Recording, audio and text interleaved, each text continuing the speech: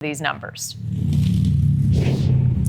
That's right, Marnie. Well, while this does appear to be a bit of an uphill battle for Haley to secure the nominations, she says that she is in it to win it. She's not backing down, even despite some pushback from her own party pressuring her to drop out during a forceful speech in Greensville. And later on NewsNation's The Hill last night, Haley stressed her determination to stay in the race. This comes just days before a consequential primary election on Haley's home turf of South Carolina, where she was governor for 6 years. Here she is speaking with our own Blake Berman on last night on The Hill.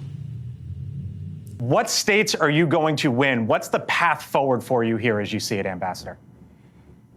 Well, I answered that in my speech. I know that everybody wants to talk about what states we're going to win. We're focused on the state of South Carolina right now. Our goal is to close that gap in South Carolina, and then the very next day we're headed to Michigan. This is about the fact that the majority of Americans dislike both candidates.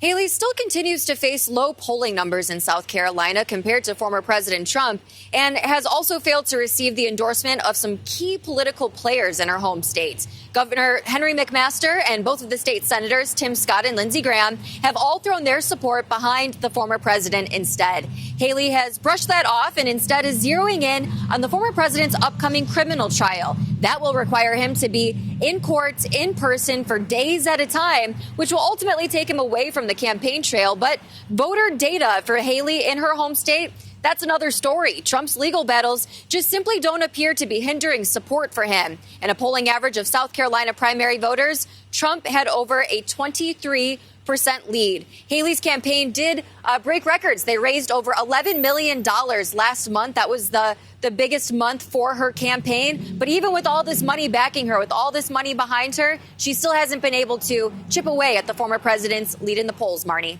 All right, Emily Finn in South Carolina. It's going to be an interesting next few days. Thank you. Well,